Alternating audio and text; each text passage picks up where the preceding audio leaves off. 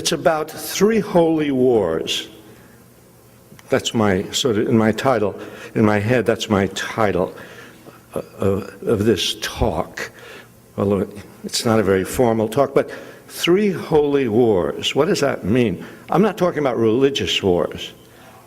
I'm talking about the 3 wars in American history that are sacrosanct. The 3 wars that you cannot say anything bad about. The Revolutionary War, the Civil War, World War II. Ever hear anybody say anything bad about the Founding Fathers? About the Civil War? About the Good War, World War? No, it's very, very, very hard in our culture to be critical in any way of these wars. Oh, you can be critical of other wars. And there's sort of an acceptance of the fact, oh, this was a bad one. This was a bad one. But no, the Revolutionary War, the Civil War. So I thought, yeah,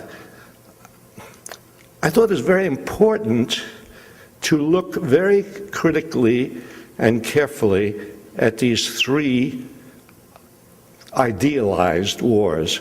I guess the word idealized gives me away. Yeah, three romanticized wars. Important to be willing to at least raise the question. It's not that I'm going to immediately denounce these 3 wars. Well, maybe. No, well, I don't know how to characterize what I will say about them. But I think it is important at least to raise the possibility that you can criticize something which everybody has accepted as uncriticizable. I mean, that's what we're supposed to be, thinking people. We're supposed to be able to question anything. I just heard Barbara Ehrenreich question God, and I didn't hear an answer. I'd like to hear an interview between them, which Matt can publish in the Progressive.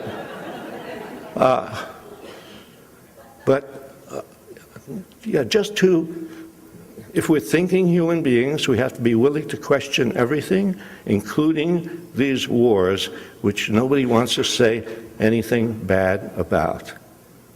And so that's what I'm going to just start to do, because it's a very big topic, and I only have a little bit of time. And I've been warned about time. They have a guy here who warns you, and he's a very tough-looking guy. And he warns you about time. So I only have a bit of time, just enough to introduce a few ideas, just to think about, okay? One of those ideas is actually something Matt mentioned Erwin Knoll. And I don't know how many of you knew him or read The Progressive when Erwin Knoll was editor of The Progressive. But yeah, I met Erwin Knoll. And one of the first things that happened when I met Erwin Knoll is that we both found that we both had exactly the same idea about a certain thing. That is, we were both making the distinction between a just cause and a just war. That is, there are things that happen in the world that are bad and that you want to do something about. And so you have a just cause there. But our culture is so war-prone that we immediately rush and make this logical jump from, oh, this is a good cause, therefore it deserves a war. No. You have to be very, very careful in making that jump from, oh, this is a good cause, to, oh, therefore we have to make war to do something about it. No. Well, it was actually, you might say it was a good cause to get Spain out of Cuba in 1898. Spain was oppressing Cuba. But did that necessarily mean, therefore, we had to go to war against Spain? You have to examine that war very carefully to see what it produced. You know, you have to see, you have to then understand that we got Spain out of oppressing Cuba and got ourselves in to oppress Cuba. So you got to be very careful. You might say that stopping North Korea from invading South Korea there's a just cause there. They shouldn't do that. It's not good. It's not right. Does that mean, therefore, we should go to war to stop it? Especially if that war, and you know the Korean War is one of the least known wars. It's sort of a war that's been lost in history. 2 to 3 million Koreans died in that war. A cause, a just cause. North Korea should not invade South Korea. So we go, what's the answer? War. What's the result? 2 to 3 million Koreans dead. And is there any particular change in the alignment of South Korea and North Korea? No, it starts off with a dictatorship in South Korea and a dictatorship in North Korea. And it ends up, after 2 million dead, with a dictatorship in South Korea and a dictatorship in North Korea. I have to be very careful about rushing from one thing to another, from just cause to just war. And Erwin Knoll is the only other person I found who was thinking exactly along the same lines. I'm always looking for somebody who's thinking along the same lines as me. That's what I do. I go around looking for people. Very gratified when I find somebody. The American Revolution, independence from England, a just cause. Yeah, why should a group of colonists here be occupied by, yeah, they were occupying us, they were, oppressing us, therefore we go to war, the Revolutionary War. How many people die in the Revolutionary War? Nobody knows exactly. By the way, you'll find out when you look at the statistics of war dead that nobody ever knows exactly how many people die. Who cares? But 25,000 to 50,000 people die. Let's take the lower figure. 25,000 die in the Revolutionary War in a population of 3 million. That would be equivalent today to 2.5 million people dying in a war to get England off our backs. Well, you might consider that worth it, or you might not. Canada is independent of England. Aren't they? I think so. Not a bad society. They have good health care. They have a lot of things we don't have. They didn't fight a bloody Revolutionary War. Why do we assume that you had to fight a bloody Revolutionary War to get rid of England? Do you know that, I always start off saying, do you know, because I figure people don't know this and they'll be gratified that I'm telling them this. That in the year before the first shots were fired, those famous shots, the shot that was heard around the world, Lexington, Concord, April of 1775, the beginning of the Revolutionary War, that the year before that, farmers in western Massachusetts had driven the British government out of most of western Massachusetts without firing a shot. They had assembled by the thousands and thousands around courthouses, around official offices, and they'd just taken over and they said goodbye to the British officials. It was a nonviolent revolution that took place. But then came Lexington and Concord, and the revolution became violent, and then the revolution was taken over, not by the farmers, but taken over by the founding fathers. Farmers were rather poor. the Founding Fathers were rather rich. The Revolutionary War is not as simple as it first seems, you know. Oh, independence from England, good. Not that simple. Who actually gained from that victory over England? There were people who gained, no question about that. But it's very important to ask, especially if you're considering a war or evaluating a war, who gained what? And differentiate among the different parts of the population about who benefited from a certain policy. That's one thing we're not accustomed to in this country, because we don't think in class terms. We think, oh, we all have the same interest. We all have the same interest, independence from England. We did not have all the same interests. Do you think the Indians cared about independence from England? No. In fact, the Indians were unhappy that we won independence from England, because England had set a line. The Proclamation of 1763 had set a line and said, you can't go westward into Indian territory beyond this line. And they didn't do it because they loved the Indians. They didn't want trouble, right? When Britain was defeated in the Revolutionary War, that line was eliminated. And now the way was open for the colonists to move westward across the continent, which they did for the next 100 years, committing massacres and making sure that they destroyed Indian civilization. So you're going to say, you know, when you look at the American Revolution, hey, there's a factor you have to take into consideration. The Indians, no, didn't benefit. Did blacks benefit from the Revolution? Slavery was there before, slavery was there after. No, we remained a slave society after the Revolution. Not only that, we wrote slavery into the Constitution. We legitimized it. What about class divisions?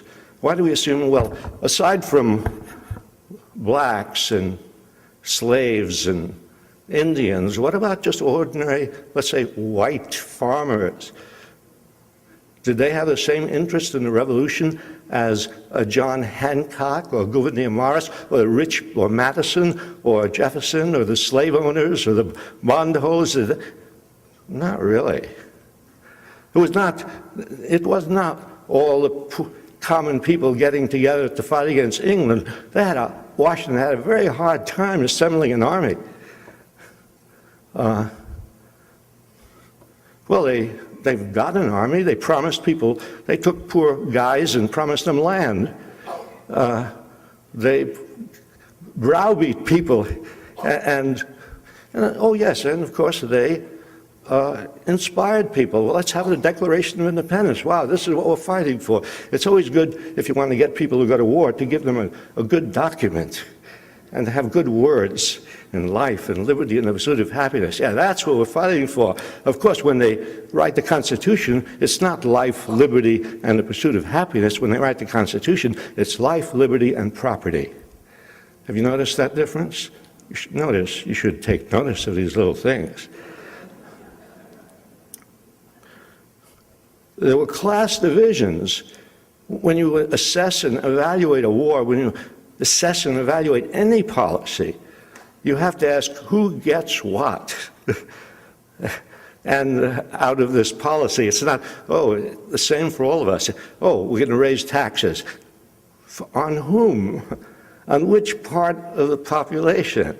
We're going to spend money. On whom? For? No. And what about the revolution? Is there a class division there in the benefits of the revolution? And oh, yes. We were a class society from the beginning.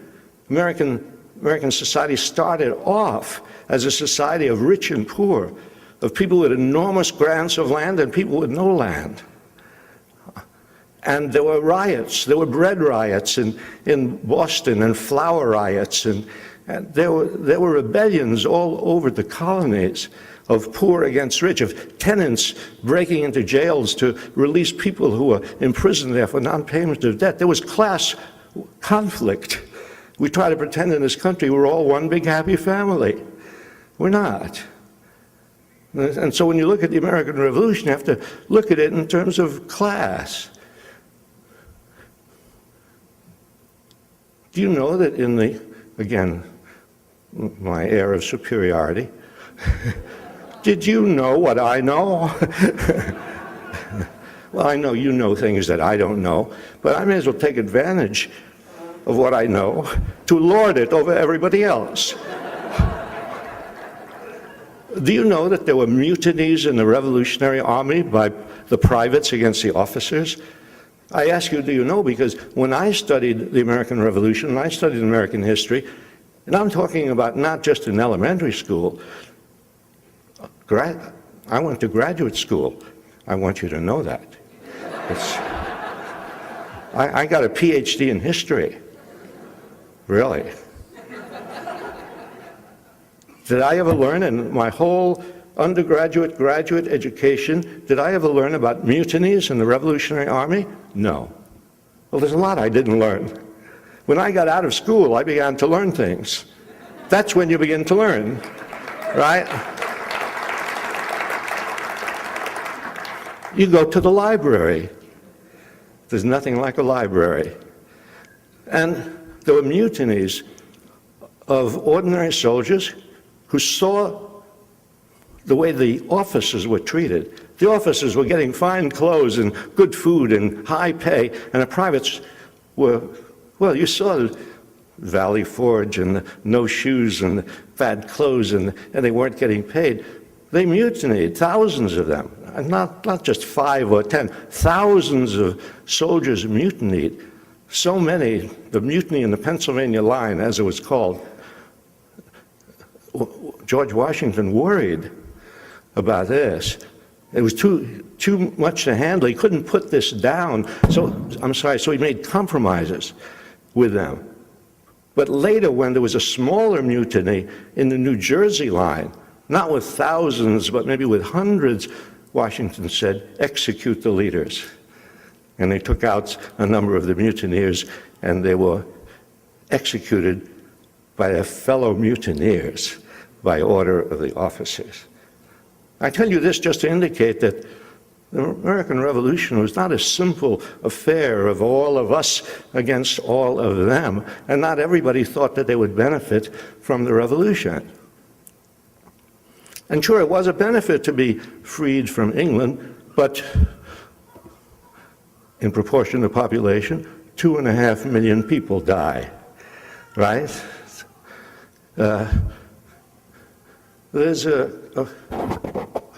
When considering war, the human cost needs to be measured against what you gain from war. And on both sides of that ledger, problems arise because when you think about the human cost, generally it's an abstraction. Oh, so many and so many people died. It's a number. You give it a number. World War II, 400,000 died. Civil War, 600,000. The World War II, 50 million people died in World War II. Yeah. But it becomes, what does that mean in human terms?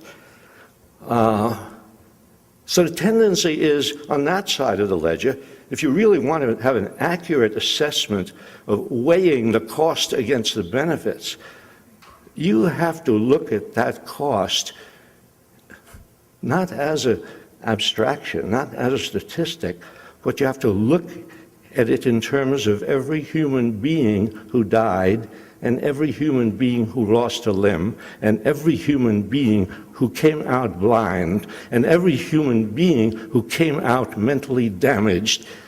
You have to put all of that together when you are assessing that side of the ledger, the cost of the war, before you ask the question, well, was it worth it? Was it a just war? Yeah, you have to get that side of the ledger right.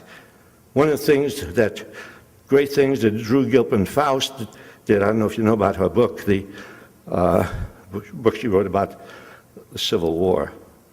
It's a wonderful book. The great thing about her book is she brings home in very explicit, very human terms what happens to human beings in that war. The Civil War was an ugly, brutal war of amputation after amputation after amputation done out in the field without anesthetics, you know. So you have to have a careful assessment of that. And then on the other side, okay, this is the cost. Now you know the real cost, the real human cost. And on the side of gain, you have to ask the question I asked about the Revolutionary War. Who gained and who didn't? And what were the class divisions? And what did this class gain and what did that class gain? I'm looking to see if this guy is following me. If you see somebody creeping up behind me, let me know.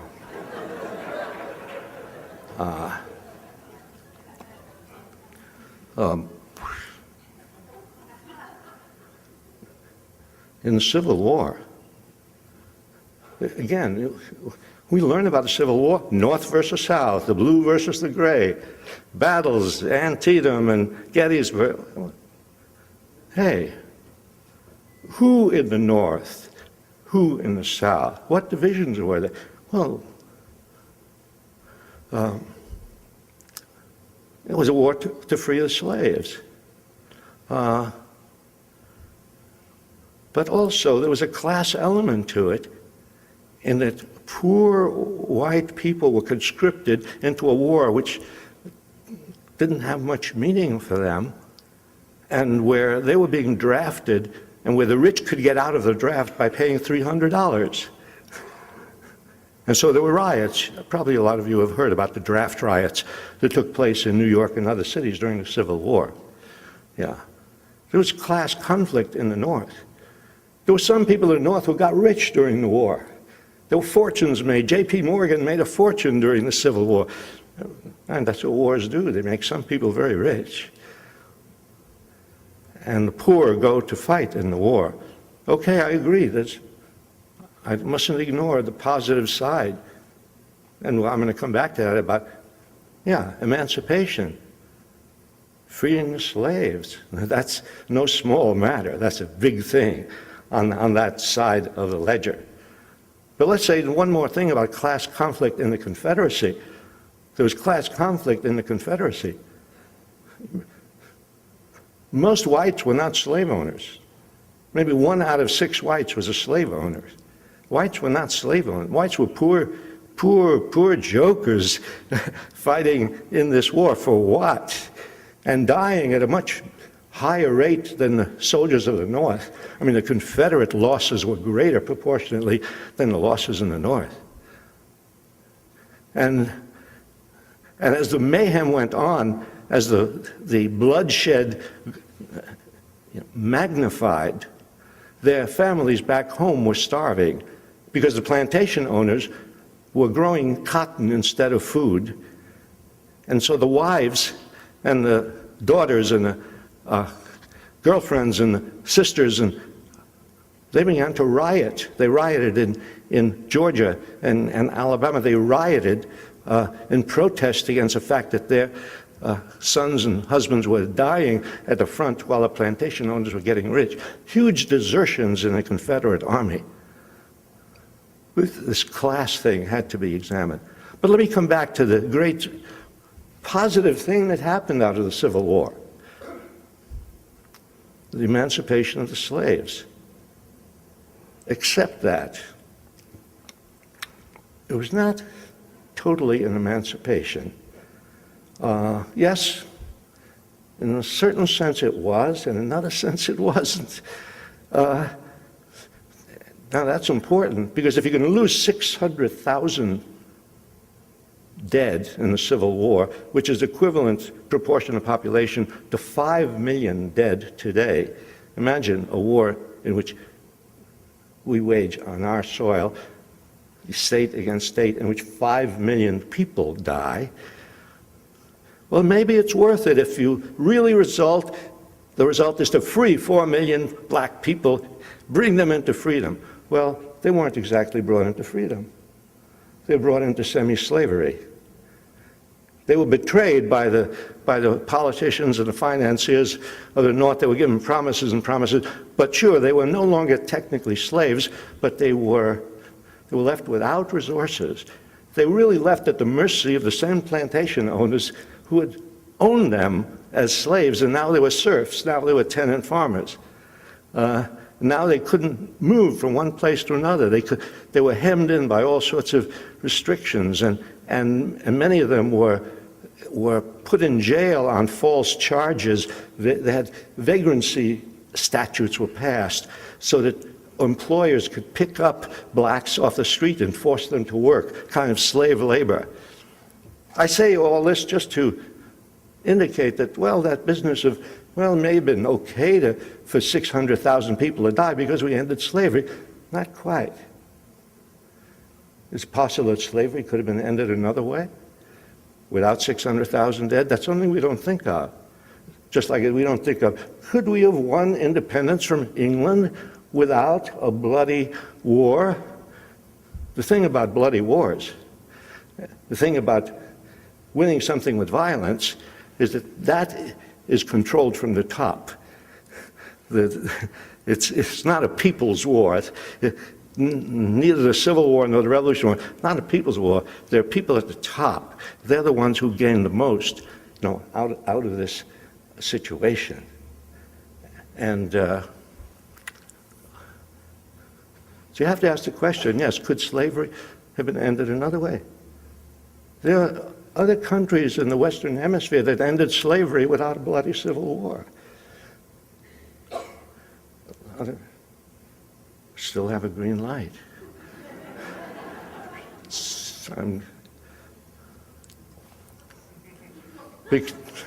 Because I was wondering if I'd be able to get to World War II.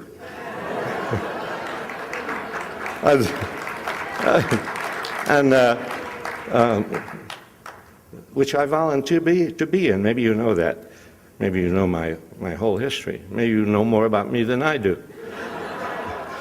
But yeah, I volunteered for the Air Force in World War II and flew bombing missions over Europe. I did it because it was a good war. It was the right war. It was a just war. It was,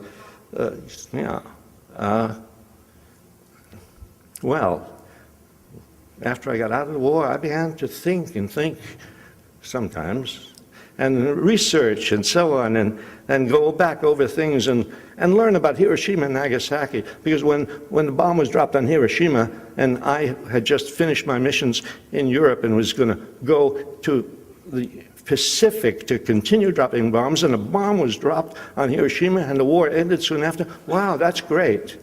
I welcomed it. Did I really know what happened when that bomb was dropped on Hiroshima? Did I know what happened to those people? Did I have any idea what that meant to those hundreds of thousands of people, of men, women, and children? No, I did not. When I began to think about that, and then began to think about the people under my bombs, whom I hadn't thought about, I never saw them. Flying 30,000 feet, you don't see anybody, just drop bombs. Warfare today is a very antiseptic thing. People blithely, they send Predator missiles, without any pilots at all, right? That's easy. We'll just kill people, and we won't even take any chances of having anybody shut down.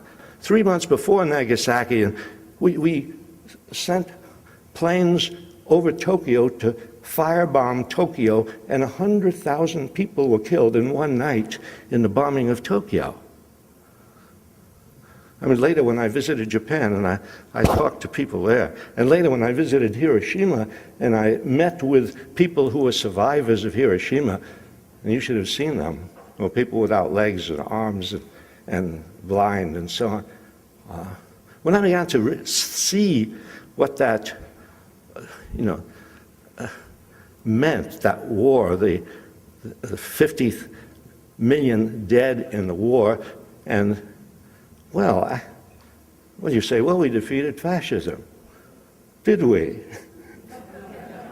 did we, really? That's another thing, you know. So you find that the Revolutionary War, well, not everything turned out well after the Revolutionary War. Not everything turned out really that great after, and certainly not to warrant that many people killed. And what about World War II? 50 million people dead, and oh, sure, you got rid of Hitler, you got rid of the Japanese military machine and Mussolini, but did you get rid of fascism in the world? Did you get rid of militarism? Did you get rid of racism? Did you get rid of war? We've had war after war after war. What did those 50 million people die for? We have to rethink this question of war and come to the conclusion. I think the guy who's monitoring this has fallen asleep.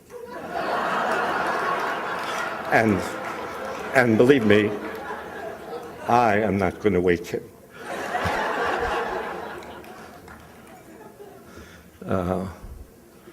What you have to come to the conclusion, as I have, war cannot be accepted, no matter what. No matter what. War, yeah. You know, no matter what the reasons given, the excuse given, liberty, democracy, this, that, you know, no, war is by definition the indiscriminate killing of huge numbers of people for ends which are uncertain. If you think about means and ends, you think about that ethical proposition and apply it to war, the means are horrible, certainly. The end is uncertain. That alone should make you hesitate. And then, of course, people always ask the question, this question has always been asked of me, and so I'm going to preempt your asking it, even in your head. Yeah, but what else were we to do? This is what people ask. What else are we to do about this, about that, about independence from England, about slavery? And, you know. By the way, an interesting thing about slavery, John Brown wanted to free the slaves. This was a year before the Civil War, right? He tries to start, wasn't very good at it, but he tried to start a slave insurrection, hoping that would, you know, it would spread and spread and spread. Maybe they'd end slavery that way. He's executed by the government of the United States and the state of Virginia for using such violence. The next year they start a war which ends up with 600,000 dead, and everybody is celebrating that slavery has ended in that way. Well,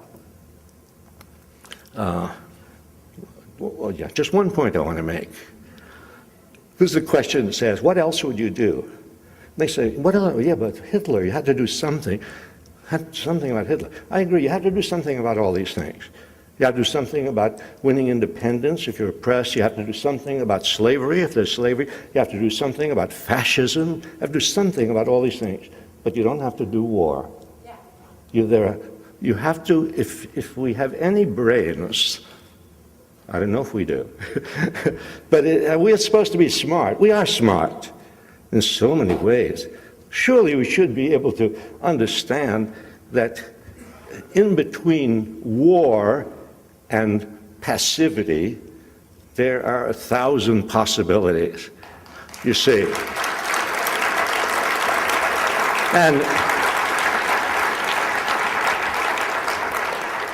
But it's curious that once a historical event has taken place a certain way, that is, once history has played itself out in a certain way, you know, Hitler invades Czechoslovakia, Poland, we go to war lasts a number of years, the war is over. Once it has played out in a certain way, fascism is over. Once it's played out that way, it becomes very hard to imagine that you could have achieved that result some other way. You know, it's because when something has happened in history, it takes on a certain air of inevitability. This is the only way it could have happened. No. No. And you see so many instances in history where surprising things take place that you wouldn't have imagined. I mean, if the African National Congress had decided on a bloody war of rebellion against the apartheid system, well, that might be justified. End apartheid? Yes. There would be a war. They'd end apartheid. Maybe 1 million people would be killed, mostly black people. And if it happened that way, then you would say, well, I guess it was the only way it could have been done. Apartheid ended. Because the African National Congress decided, no, we don't want that. We're going to do it another way. We're not going to be passive.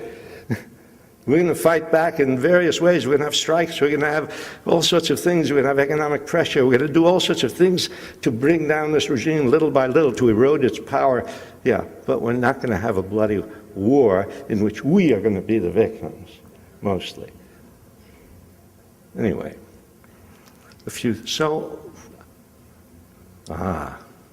finally, you're saved. Say, well, you get my point, right? That's all I have to say.